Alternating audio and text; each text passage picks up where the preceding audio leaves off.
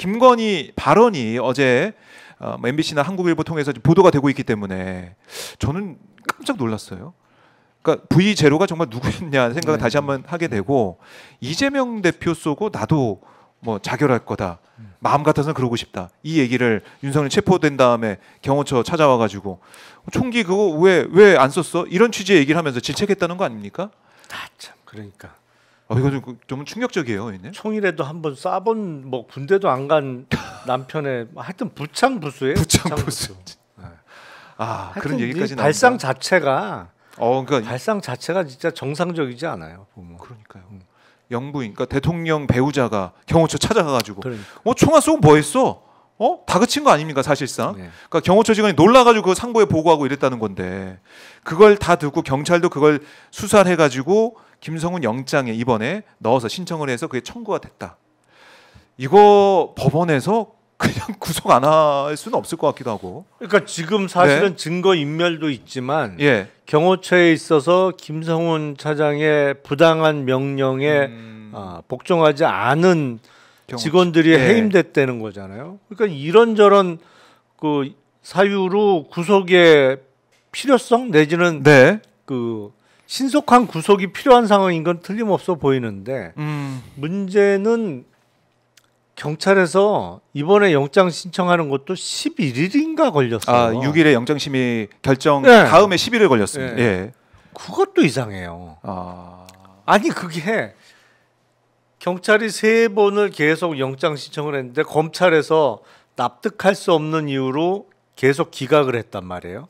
그러니까 서울 고검에서 영장심의위원회가 열렸고 거기에 심의위원회 9명 중에 상당수는 외부위원이에요. 그러니까 검찰 관계자가 아닌 그 외부위원들이 보기에 이걸 왜 어떻게 영장 청구를 안 하냐 해서 영장 청구하는 게 맞다라고 결론을 내렸으면 그날이든 그 다음 날은 바로 영장 신청을 했어야죠. 근데 그게 열흘 넘게 걸렸단 말이에요. 경찰에서도 시간이 많이 소요가 됐어요. 그리고는 검찰은 뭐 심의위원회 결정이 있었으니까 법원에 영장 청구를 했는데 공교롭게 이게 다 3월 7일 구속 취소 결정 이후에 이런 그 지연이나 뭐 이런 게 하여튼 시스템이 이상하게 돌아가기 시작했단 말이에요. 그렇네요. 그게 모르겠습니다. 그게 시그널인가 이런 생각도 들고 지금 돌이켜 보면 심우정이 이 회의 소집한 다음에 이걸 시간을 끌면서까지 구속, 뭐 즉시항고 안 하면서까지 구속을 이제 풀어주고 윤석열을 관저에 들어가게 했는데 경찰의 움직임도 좀 심상치 않다, 이상하다. 이거 참 이게. 윤석열이 이제 구속된 다음에 또 헌재 변론을 우리가 매주 지켜보면서 이거 됐다. 뭐 이건 진짜 빼박이다. 이걸 어떻게 인용 안 하고 배기겠느냐. 윤석열은 이제 다시 밖에 나올 일이 없다라는 생각을 하면서 우리가 방송 통해서 말씀을 드렸는데 윤석열이 풀려나다 보니까 이게 또다시 내란 사태 그 중심에 또 들어가게 된 거예요. 조마조마합니다. 그러니까 지금도 주요 결정을 하는 최고 책임자들은 그게 뭐 경찰이 됐든 검찰이 됐든 뭐 어디가 됐든 뭐 최상목 대행부터 해서 이게 다 사실은 내란 수계 피고인이 임명한 사람들인 거죠. 그렇죠. 그렇잖아요. 현실적으로는. 그 그러다 보니까 이게 시스템 자체가 안 돌아가요. 제대로. 시스템 자체가 안 돌아간다. 그래서 답답한 시간이 이어지고 있는데 지금 시간이 10시 35분입니다. 헌재 모습 실시간으로 보고 계십니다. 헌재 브리핑 룸. 기자가 이제 한 명만 앉아 있는 거죠. 기자가 이제 한 명만 있는 상황이고 헌법재판소 이 깃발도 저희가 지금 보여드리면서 외경도 보여드리고 있는데 아직은 브리핑이 진행이 된다. 그리고 브리핑 통해서 어떤 내용이 나올 것이다. 이런 얘기는 들리지 않고 있습니다. 하지만 헌재, 현장, 오마이TV가 여러분과 함께 지키도록 하겠습니다. 오마이TV 아직 구독 안 하신 분들 구독을 통해서 현장을 지켜주시고 함께 힘을 모아주십시오. 함께 계속 힘을 모아주시면 고맙겠습니다. 자, 헌재가 이게 오늘 이렇게 공지하고 내일 한다고 해서 이거 잘못됐다. 이거 문제가 있다. 이런 사람들은 없죠. 그럼요. 사실은. 그건 뭐 정해진 건 아니니까. 정해진 건 아니죠. 그래서 긴급하게 왜냐하면 오늘 이 테러 행위도 우리가 봤기 때문에 미리 며칠 동안 말미를 주고 뭐 사흘 전에 이틀 전에 준비하라는 시간을 주고 하기도 어려 보여요. 그래서 전격적으로 이걸 해야 된다 이런 목소리는 있어 왔습니다. 사실은 11시에 헌재 공보관이 나와서 오늘 오후 2시에 선고하겠습니다 하면 베스트지. 지금이라도. 그렇죠. 지금이라도 아니면 최소한 오늘 11시에 오전에 공지하면서 내일 그렇죠. 뭐 11시에 하겠습니다. 이렇게 박근혜 때도 11시에 했으니까 그때 금요일 11시 합니다. 이렇게 다 이해할 수가 있고 오늘 이제 오전에 이렇게 공지하게 되면은 학교에서도 뭐 아이들한테 내일 이제 오지 않는 겁니다라고 통신문을 들려서 보낼 수도 있고 아니면 다 학부모마다 방이 있습니다. 메시지방이 있기 때문에 그걸 통해서 알릴 수가 있고 그래서 오늘 해도 늦지 않는다. 그러니까 노무현 때는 사흘 전, 박근혜 때는 이틀 전, 윤석열은 하루 전.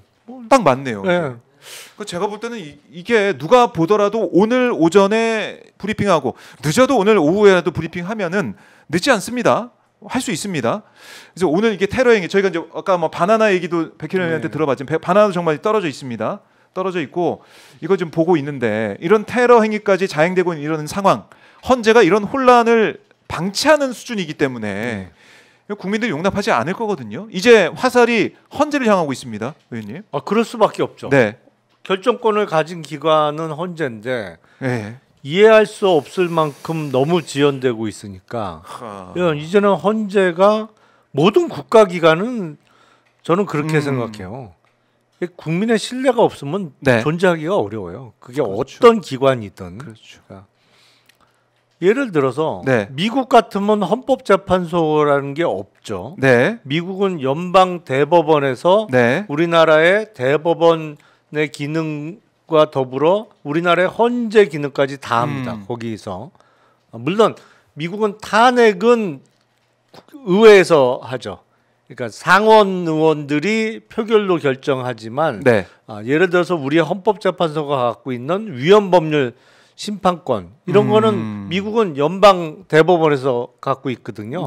법률의 위헌성 같은 거 가르는 게 아니 정말로 헌재가 국민적 신뢰를 완전히 잃어버린다. 아니 그럼 미국 같은 시스템으로 갈 수도 있는 거예요. 대법원과 헌재의 기능 합쳐서 하나로 하고 뭐 예를 들어서 우리나라 대법원이 사건이 너무 많아요, 사실은.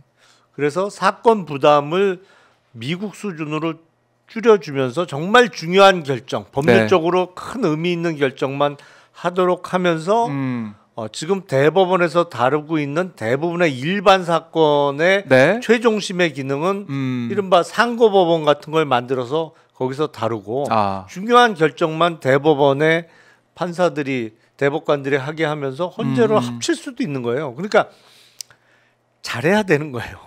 이게 뭐 검찰이 됐던 경찰이 됐던 심지어 헌법재판소가 됐던 대통령이 됐던 잘 못하고 엉망진창이다라는 평가가 쌓이면 그건 더 이상 존립하기가 어렵죠. 그래요. 헌재도 이제 중요한 시점에 와 있다. 자, 헌법재판소 브리핑룸 뭐 사람이 한 사람 더 이제 더 들어와 있습니다. 기자가 더 들어와 있는데요. 자, 10시 40분을 지나고 있습니다. 11시를 우리가 또 이제 지켜보면서 기다리고 있는데 자, 이제라도 헌재가 선고기일을 잡아야 된다. 이제는 더 이상 우리가 이 시간을 그냥 보낼 수가 없다. 이런 말씀을 계속 드리게 되고요.